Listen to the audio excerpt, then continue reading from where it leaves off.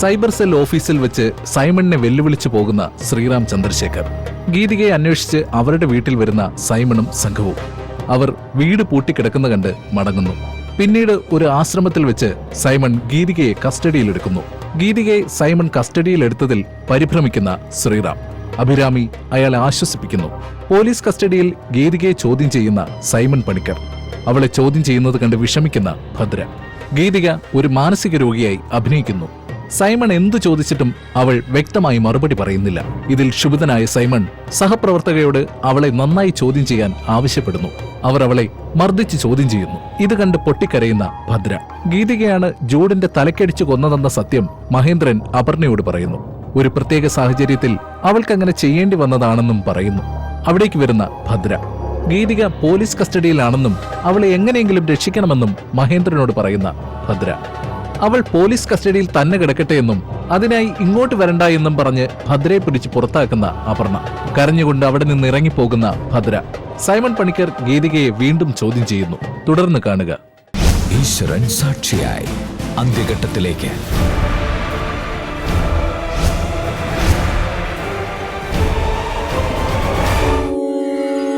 ഈശ്വരൻ സാക്ഷിയായി ഇനി 7 എപ്പിസോഡുകൾ മാത്രം. ഈ ജൂഡ് കൊള്ളാല്ലേ? ചേച്ചി അനിയത്തിയെ ഒരുമിച്ച് വെച്ചോണ്ടിരിക്കണമെങ്കിൽ അവനാള് പുലിയല്ലേ? ചേച്ചിക്ക് ജേർണലിസം സാർ ഇഷ്ടം. മെഡിസിനും എഞ്ചിനീയറിംഗ് എന്നൊക്കെ പറഞ്ഞ് അമ്മ കുറെ പുറകെ നടന്നതാ. എവിടെ അവള് വീണ്ടും കഥ പറച്ചിൽ തുടങ്ങിയല്ലോ. എടി കൊച്ചേ, വായിലും നാക്കില്ലാത്തവനെ എന്റെ മുമ്പിൽ കൊണ്ടുവന്ന് സംസാരിപ്പിച്ചിട്ടുണ്ട് കേട്ടോ. പിന്നെയാണോ നിന്റെ ഒരുമാതിരി മറ്റേടത്ത്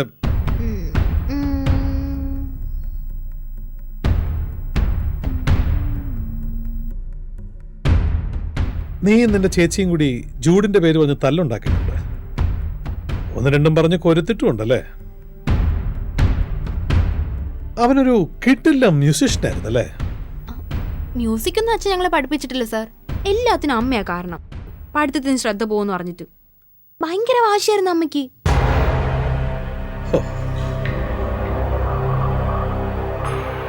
നീ ഞങ്ങളുടെ ശ്രദ്ധ മാറ്റമൊന്നും വേണ്ട. അന്ന് കറണ്ട് പോയില്ലേ, ആ ചെറുക്കൻ ചത്ത ദിവസം? അന്ന് കറണ്ട് പോകുന്നതിന് തൊട്ട് മുമ്പ് നീ നിന്റെ ചേച്ചിയും കൂടി ഒന്ന് കൊരുത്തു. മറ്റവൻ ജൂഡ് അവിടെ അന്നേരം കിടന്ന് പാട്ടുപാടി അർമാദിക്കുകയായിരുന്നു. ആ സമയം അവന്റെ പേര് പറഞ്ഞാ നിങ്ങൾ ചേച്ചി അനിയത്തിയും കൂടെ വഴക്കിട്ടത്. സത്യമല്ലേ? ശ്രീറാമിന്റെ കേസിൽ ഇതൊന്നും കാണത്തില്ല, അവനൊന്നും അറിയത്തുമില്ല. പക്ഷേ ഞാൻ കണ്ടുപിടിച്ചു. കേസ് കയ്യിലോട്ട് കിട്ടിയിട്ട് 1 ആഴ്ച കഴിഞ്ഞിട്ടില്ല. ആ, ഒരാഴ്ച കഴിയുമ്പോ എന്റെ എക്സാം സാർ. ഒന്നും പ്രിപ്പയർ ചെയ്തിട്ടില്ല ഞാൻ. എന്തെഴുതോ എന്തോ. നിർത്തണേ. നീ ആരെയാടി പറഞ്ഞു കളിപ്പിക്കാൻ നോക്കും? മൊട്ടയെന്ന് വിരിഞ്ഞില്ലോടി നീ. പച്ചം വെള്ളം തരത്തില്ലേ? ഉണങ്ങി കരിഞ്ഞു പോകും നീ. ഒട്ടുസൂചി കൊണ്ട് എടുക്കേണ്ടതേ തൂമ്പ് കൊണ്ട് ഇളക്കി കുളമാക്കാനാ നിന്റെ യോഗം. അനുഭവിക്കും നീ.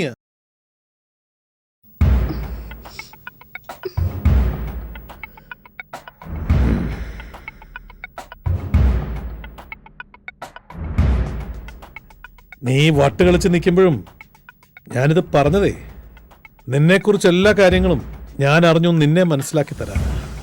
അതിനുവേണ്ടിയാ. മനസ്സിലായോ? സജിതേ സർ, ഒന്ന് കാര്യമായിട്ട് നോക്കിക്കോ ഇവിടെ. Yes sir. ആ,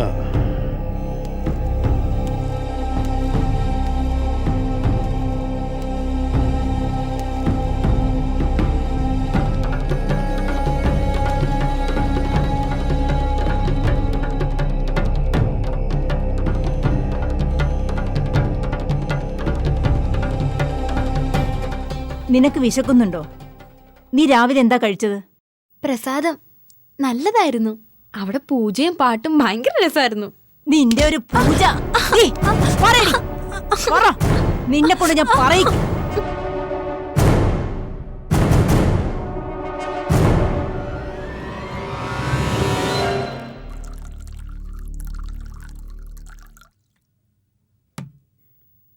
ദാ ചിയേഴ്സ്.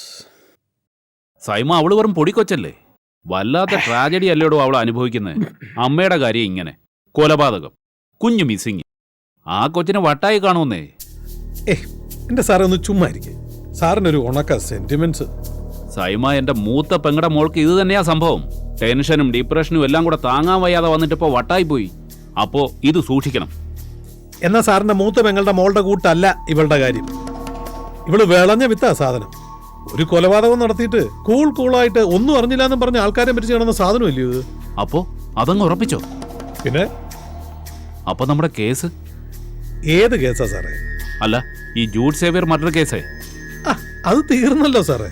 ഈ കൊച്ചിനെ പിടിച്ചപ്പോ തന്നെ കേസ് ക്ലോസ് ആയില്ലേ? അപ്പോ അവള് തന്നെ? പിന്നല്ലാതെ.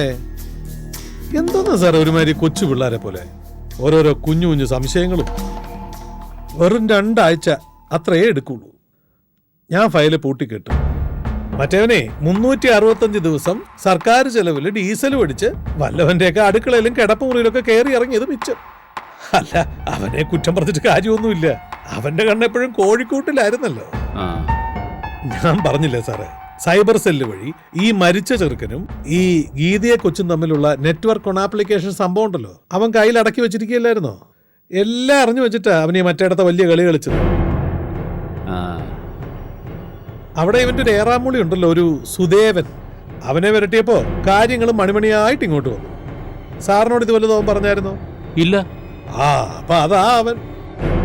എന്റെ കൈ കിട്ടിയപ്പോ കാര്യങ്ങൾ നല്ല ക്ലിയർ ആയേ, കേസും ക്ലോസ് ആയേ. ഓ, അപ്പോ ട്രീസ സേവിയർ മർഡർ കേസോ? അതവൻ ശ്രീരാമൻ അവൻ നേരിട്ടൊപ്പിച്ച മഹത് കാര്യമല്ലേ? അപ്പോ അതും ക്ലോസ് ആയോ? എന്തോന്ന് സംശയമോ സാറേ ഇത്? അതെനിക്ക് ഉറപ്പായിരുന്നു സൈമൺ. അവൻ ആദ്യം തൊട്ടേ ആ വക്കീൽ കൊച്ചിനോട്, ട്രീസയോടെ ഒരുമാതിരി അസ്ഥി പിടിച്ച ചുരുക്കായിരുന്നു. അവൻ ഇതുമാതിരി എന്തെങ്കിലും ഒപ്പിക്കുമെന്ന് എനിക്ക് ഡൗട്ട് ഉണ്ടായിരുന്നു. 2-3 ദിവസമായിട്ട് അവൻ്റെ മൂവ്മെന്റ്സ് എല്ലാം വളരെ വശക്കേടായിരുന്നു. അവനും ആ സുരേഷും കൂടി ചേർന്നുള്ള പ്ലാനിങ് ആയിരുന്നു.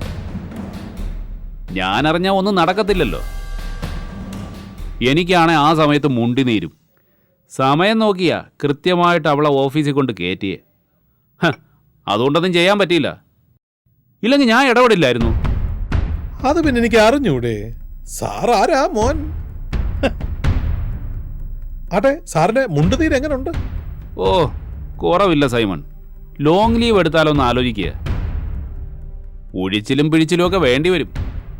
ആയുർവേദം മതിയെന്നാ തീരുമാനം. അത് ശരിയാ. വേരോടെ പിഴുതെറിയാൻ ആയുർവേദം തന്നെ ബെസ്റ്റ്. കറക്റ്റ്. അപ്പോ ഇനി എന്താ പ്ലാൻ? വേറെന്താ, വേരോടെ പിഴുതെറിയാനല്ലേ തീരുമാനം.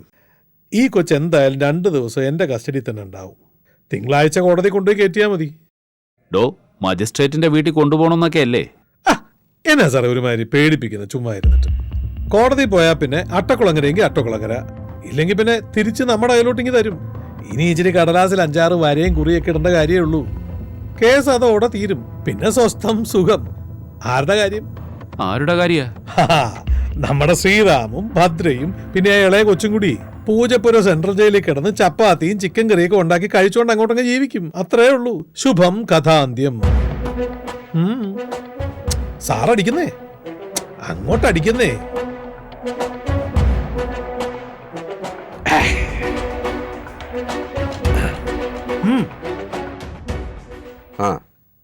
വേറെ പ്രശ്നമൊന്നുമില്ലല്ലോ. അവര് ചെയ്യാവുന്നൊക്കെ ചെയ്യുന്നുണ്ട് സർ. എന്നാലും ആ കുട്ടി പിടിച്ചു നിൽക്കുന്നുണ്ട്.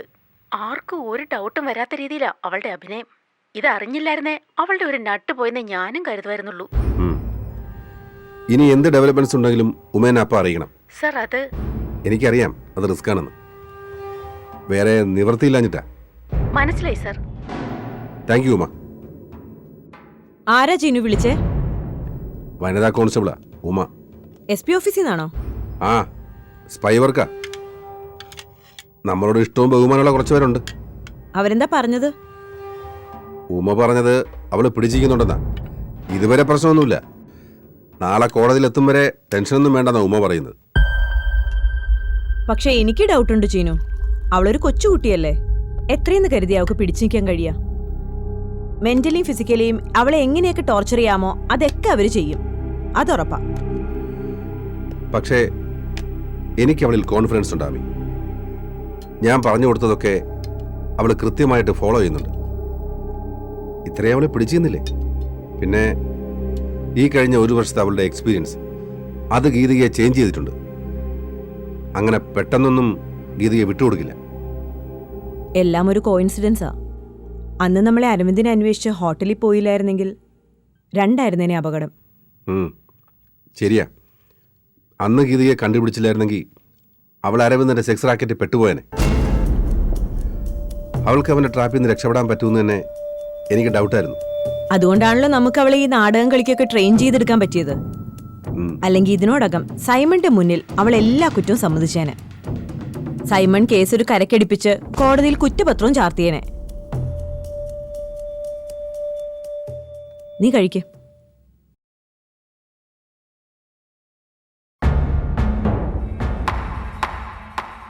നാളെ കോടതിയിൽ നിനക്കെന്താ തോന്നുന്നത്?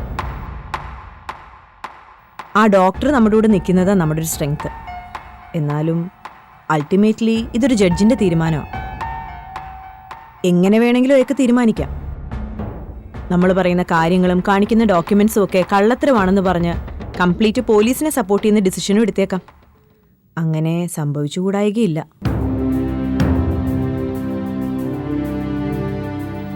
അങ്ങനെ വന്ന ഗീതികയെ വീണ്ടും പോലീസ് കസ്റ്റഡിയിൽ വിട്ടുകൊടുക്കുന്ന കാര്യം എനിക്കത് ആലോചിക്കാൻ വയ്യ. നോക്കാൻ ജീനു, നമുക്ക് ചെയ്യാവുന്നതൊക്കെ നമുക്ക് ചെയ്യാം.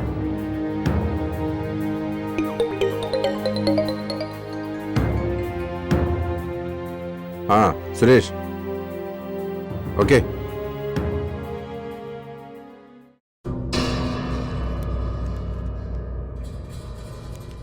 Case number 860/14.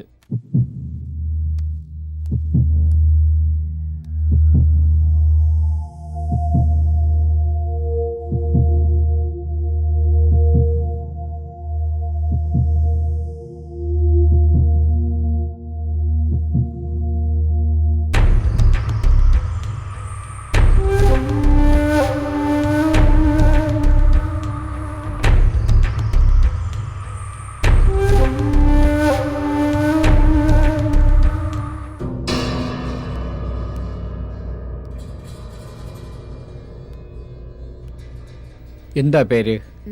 ഗീതിക. ഗീതിക മഹേന്ദ്രൻ. എന്ത് കുറ്റം ചാർജ് ചെയ്തിട്ടാണ് നിങ്ങളിവിടെ എത്തിയിരിക്കുന്നതെന്ന് അറിയോ? അറിയാം. എന്താ? എക്സാംസ് എഴുതാൻ പറ്റിയില്ല. തലേന്ന് ടെൻഷൻ അടിച്ചിട്ട് ഒന്നും പഠിക്കാനും പറ്റിയില്ല.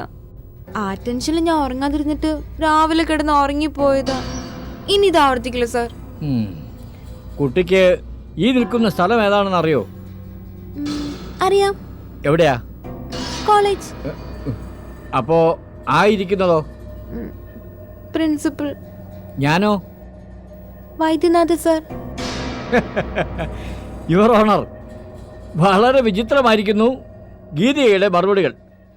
താനൊരു മനോരോഗിയാണെന്ന് വരുത്തി തീർത്ത് കോടതിയുടെ കനിവ് നേടാനും അതിലൂടെ കുറ്റത്തിൽ നിന്ന് രക്ഷപ്പെടാനുമുള്ള ആസൂത്രിത നീക്കത്തിന്റെ ഭാഗമാണിത്. Objection your owner.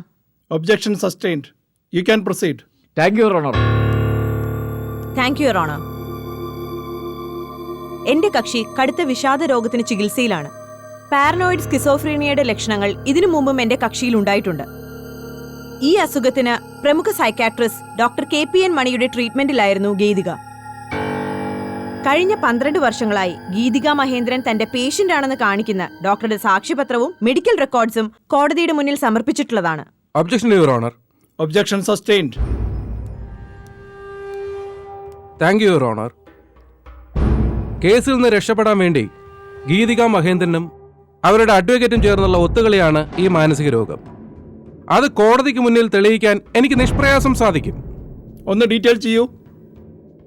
എഞ്ചിനീയറിംഗ് കോളേജിലെ ബ്രില്യൻ്റായ സ്റ്റുഡൻസിൽ ഒരാളാണ് ഗീതിക മഹേന്ദ്രൻ. നാളിതുവരെയും ഗീതികയുടെ ഫ്രണ്ട്സിനോ ക്ലാസ്മേറ്റ്സിനോ ടീച്ചേഴ്സിനോ ഒന്നും തന്നെ ഗീതികയ്ക്ക് ഇങ്ങനെ ഒരു മാനസിക രോഗമുള്ളതായിട്ട് തോന്നിയിട്ടേയില്ല. അങ്ങനെയുള്ളൊരു സന്ദർഭമോ സൂചനയോ ഒരിക്കലും ഉണ്ടായിട്ടുമില്ല. അതിൽ നിന്ന് തന്നെ ഇത് തികച്ചും ഫാബ്രിക്കേറ്റഡ് ആണെന്ന് പറയാൻ സാധിക്കും.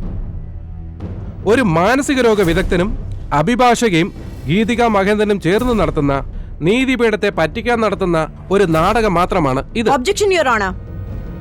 Sustained. You can proceed. Thank you your owner. എന്താണ് അഭിരാമി, പറയൂ. എന്റെ കക്ഷി എക്സ്ട്രീംലി ബ്രില്യന്റ് ആയ ഒരു സ്റ്റുഡന്റ് ആണ്. ഫ്രണ്ട്സിനും സഹപാഠികൾക്കും കോളേജ് അധികൃതർക്കും ഒന്നും തന്നെ ഗീതികയിൽ ഈ രോഗാവസ്ഥ ഉണ്ടെന്നുള്ള കാര്യം അറിയില്ലായിരുന്നു. ഇതൊക്കെ സത്യമാണ്. ഒരു പെൺകുട്ടി മാനസിക രോഗത്തിന് ചികിത്സയിലായിരുന്നെന്നുള്ള കാര്യം പൊതുസമൂഹത്തിന്റെ മുന്നിൽ മറച്ചുവെക്കുന്നത് കുറ്റകരമാണോ? വർഷങ്ങളായിട്ടുള്ള വിദഗ്ധ ചികിത്സയുടെ ഫലമായി ഗീതിക സാധാരണ ജീവിതത്തിലേക്ക് മടങ്ങി വന്നതുമാണ്. പക്ഷെ കഴിഞ്ഞ ഒരു വർഷമായി എന്റെ കക്ഷി കടുത്ത മാനസിക സമ്മർദ്ദത്തിലൂടെയാണ് കടന്നുപോയിക്കൊണ്ടിരിക്കുന്നത്. അതിന്റെ ഫലമായി അവരുടെ രോഗം മൂർച്ഛിച്ചിട്ടുമുണ്ട്. ഡോക്ടറുടെ പ്രിസ്ക്രിപ്ഷൻസും മെഡിക്കൽ രേഖകളും പരിശോധിച്ചാൽ അത് വ്യക്തമാകാവുന്നതേ ഉള്ളൂ. കഴിഞ്ഞ ഒരു വർഷമായി ഗീതികയുടെ വിദ്യാഭ്യാസം മുടങ്ങിക്കിടക്കുകയാണ്. ഗീതികയുടെ സഹപാഠികളുമായും സുഹൃത്തുക്കളുമായും ബാഹ്യ ലോകവുമായും തന്നെ ഇവർ ഈ സമയം ബന്ധം പുലർത്തിയിരുന്നില്ല. ഈ കേസ് മുൻപ് അന്വേഷിച്ചിരുന്ന ശ്രീറാം ചന്ദ്രശേഖറും ഈ സത്യം ശരിവെക്കുന്ന പ്രതികരണങ്ങളാണ് ഗീതികയിൽ നിന്നുണ്ടായിട്ടുള്ളതെന്ന് സാക്ഷ്യപ്പെടുത്തിയിട്ടുമുണ്ട്. ഇതിന്റെ രേഖകളും കോടതിയുടെ മുന്നിൽ സമർപ്പിച്ചിട്ടുള്ളതാണ്. Objection your honour. Objection overruled. Abhirami, proceed. Thank you your honour. ബഹുമാനപ്പെട്ട കോടതി, എന്റെ വാദം പൂർണ്ണമാകണമെങ്കിൽ ഇൻവെസ്റ്റിഗേഷൻ ഓഫീസറായ ഡിവൈഎസ്പി സൈമൺ പണിക്കരെയും ക്രോസ് ചെയ്യാനുള്ള അവസരം നൽകണമെന്ന് അപേക്ഷിക്കുകയാണ്. You can proceed. Thank you your honour. Simon Panicker, Simon Panicker, Simon Panicker. Geethika ഇങ്ങനൊരു രോഗത്തിന്റെ ലക്ഷണം കാണിച്ചിട്ടില്ല. Simon Panicker, Simon Panicker, Simon Panicker.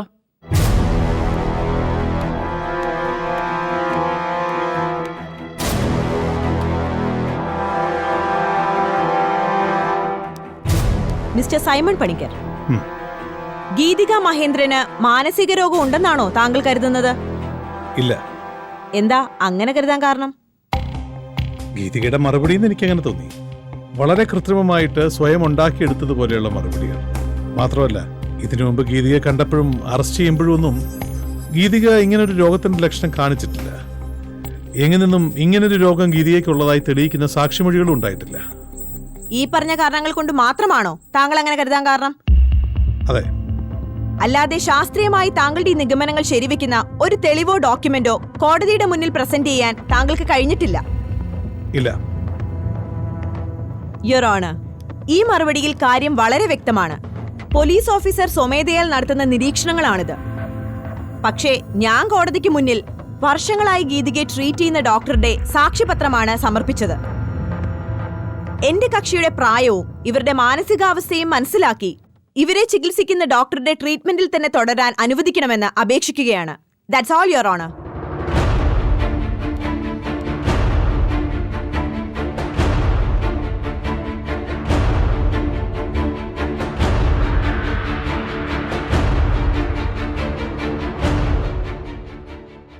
Advocate Nandan.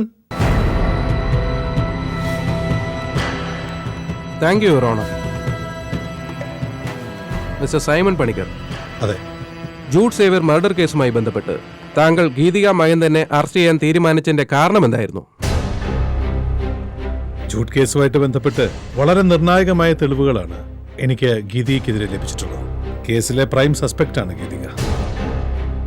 Your honour, വെറും ഒരു ഡോക്ടറുടെ സാക്ഷ്യപത്രത്തിന്റെ പേരിൽ മാനസിക രോഗത്തിന്റെ പേര് പറഞ്ഞ് ഒരു കുറ്റവാളിയും നീതിന്യായ സംവിധാനത്തിന്റെ മുമ്പിൽ നിന്ന് രക്ഷപ്പെടാൻ പാടില്ല. അങ്ങനെ അനുവദിച്ചാൽ അതൊരു തെറ്റായ കീഴ്വഴക്കമുണ്ടാക്കും. അതുകൊണ്ട് തുടരന്വേഷണത്തിന്റെ ഭാഗമായി ഗീതികയെ പോലീസ് കസ്റ്റഡിയിലേക്ക് വിട്ടുതരണമെന്ന് ഞാൻ കോടതിയോട് താഴ്മയായി അപേക്ഷിക്കുകയാണ്. Objection your owner. Sustained. Proceed. Thank you your owner. ഈ കേസിൽ ഗീതികയെ പോലൊരു പെൺകുട്ടിയുടെ അവസ്ഥ കോടതി കാണാതിരിക്കരുതെന്ന് അപേക്ഷിക്കുകയാണ്. ഗീതികയുടെ പ്രായം, ഈ ചെറുപ്രായത്തിൽ ഗീതിക നേരിട്ട തീക്ഷ്ണമായ അനുഭവങ്ങൾ, ഗീതികയുടെ മാനസികാവസ്ഥ, ഇതൊക്കെ മുൻനിർത്തി കുറ്റം കണ്ടെത്തുക എന്ന പോലീസിന്റെ വീക്ഷണത്തിലൂടെ മാത്രം കാര്യങ്ങൾ കാണാതെ എല്ലാവർക്കും സാമാന്യ നീതി ഉറപ്പാക്കുക എന്ന പൊതുധർമ്മത്തിൽ മുൻനിർത്തിയുള്ള തീരുമാനം കോടതി എടുക്കണമെന്ന് അപേക്ഷിക്കുകയാണ്. That's all your honour.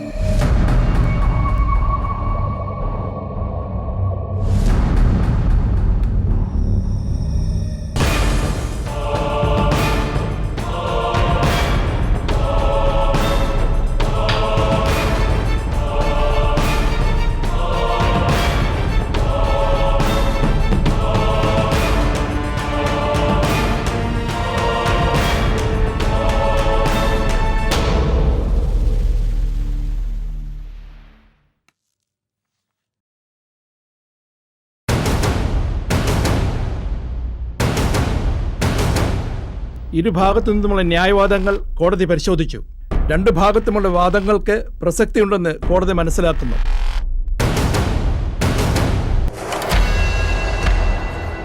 ഇരുഭാഗത്തു നിന്നുമുള്ള ന്യായവാദങ്ങൾ കോടതി പരിശോധിച്ചു. രണ്ടു ഭാഗത്തുമുള്ള വാദങ്ങൾക്ക് പ്രസക്തിയുണ്ടെന്ന് കോടതി മനസ്സിലാക്കുന്നു. അതിനാൽ ഗീതിക മഹേന്ദ്രനെ 21 ദിവസത്തേക്ക് റിമാൻഡ് ചെയ്യാൻ കോടതി ഉത്തരവിടുന്നു. പക്ഷേ ഈ കാലയളവിൽ ഗവൺമെന്റ് മാനസിക രോഗാശുപത്രിയിൽ പോലീസിന്റെ നിരീക്ഷണത്തിൽ തന്നെ ഗീതിക മഹേന്ദ്രനെ ചികിത്സയ്ക്ക് വിധേയമാക്കാനും കോടതി ഉത്തരവിടുന്നു. ഈ കാലയളവിൽ ഡോക്ടറുടെ മേൽനോട്ടത്തിലും നിർദ്ദേശങ്ങൾക്കുമനുസരിച്ച് മാത്രം ഗീതികയെ ചോദ്യം ചെയ്യാനുള്ള അവകാശമുണ്ടായിരിക്കുന്നതാണ്. തുടർന്നുള്ള വൈദ്യശാസ്ത്രപരമായ നിരീക്ഷണങ്ങൾക്കനുസരിച്ച് കോടതി ഇക്കാര്യത്തിൽ ഒരു തീരുമാനമെടുക്കുന്നതായിരിക്കും.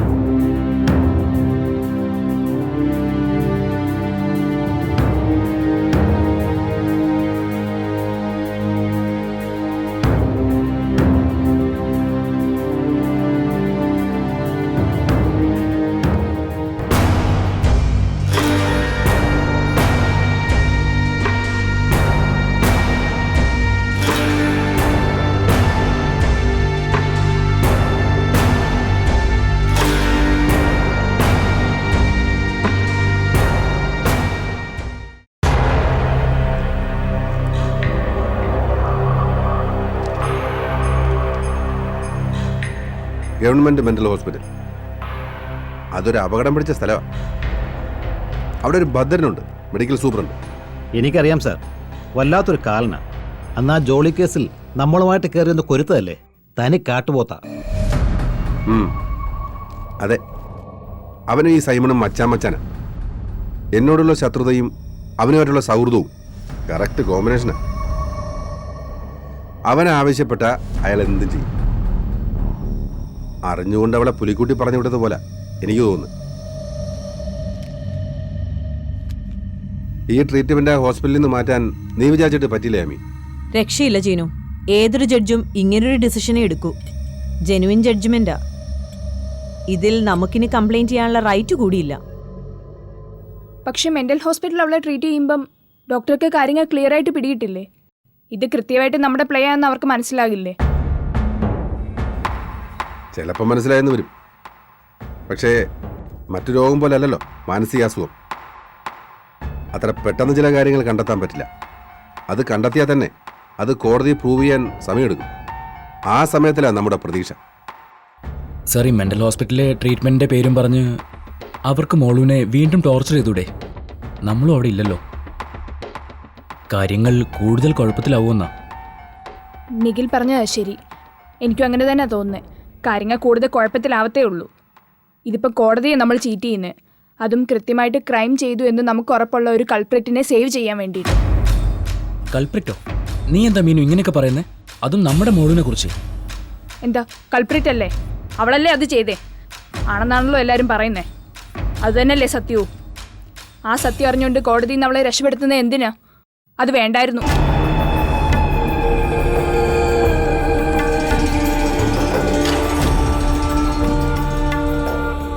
പക്ഷേ അതിന്റെ പിന്നിലെ സാഹചര്യങ്ങൾ ശ്രീറാം സാർ പറഞ്ഞതല്ലേ? അവൾ ട്രാപ്പ് ചെയ്യപ്പെട്ടു പോയതാ. ആരൊക്കെ എങ്ങനെയൊക്കെ സപ്പോർട്ട് ചെയ്ത് അവളെ പറഞ്ഞാലും ഇത് വേണ്ടായിരുന്നു എന്ന് തന്നെ എൻ്റെ അഭിപ്രായം. നമ്മളെന്തിനാ വേണ്ടാത്ത തലവേനെ എടുത്ത് തലവെക്കുന്നേ? എങ്ങാനും കണ്ടുപിടിക്കപ്പെട്ടു കഴിഞ്ഞാൽ കൂട്ടുനിന്നവരെല്ലാം ഒരുമിച്ച് കുടുങ്ങും. അത് വേണ്ടായിരുന്നു എന്ന് തന്നെയാണ് എൻ്റെ അഭിപ്രായം. ഞാനില്ല ഇതിൻ്റെ കൂടെ.